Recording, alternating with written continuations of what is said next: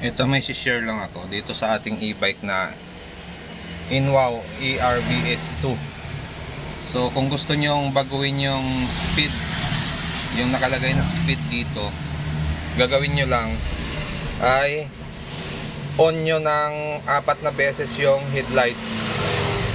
Tapos brake kayo magkabilaan, brake ka rin dito, tapos brake ka rin dito 4 na beses.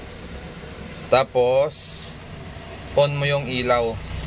Mapapansin mo yan, magbi-blink yung display dito. So try natin. So ayan, nag-blink na yung speed nya. So pag nag-adjust ka nyan dito sa ilaw, kung pataas, pindot mo lang ito.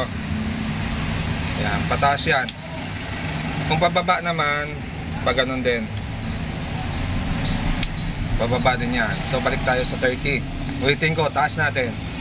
So pwede niyang itaas ng 50. Yan. So stop tayo. Tapos baba natin.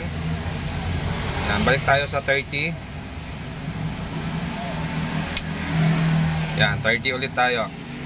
Okay? So kung gusto mo nang i-set na ng okay, on mo lang tong ilaw ng isang beses, tapos off mo.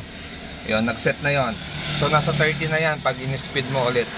So ganun lang ang gagawin nyo kung gusto nyong baguhin yung speed nya dito. Ulit, on mo yung unit, tapos on mo ng 4 na beses yung headlight. 4 na beses. On off, on off, on off, on off. Tapos brake ka dito, tapos sa kabila sabay ng 4 din na beses. Tapos on mo yung ilaw. Makikita mo magbi-blink yung 00 na yan dito. Tapos lalabas dyan yung speed nya.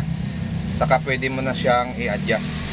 Ang pang-adjust ito, left and right, tapos up and down lang ang function yan. Pag ganito, tataas yung bilang doon. Pag pababa, bababa naman yung bilang doon. Tapos kung gusto mo siyang ihinto na, so off mo lang siya ulit. Tapos pag gusto mo nang tapusin yung setup, headlight mo lang siya ulit.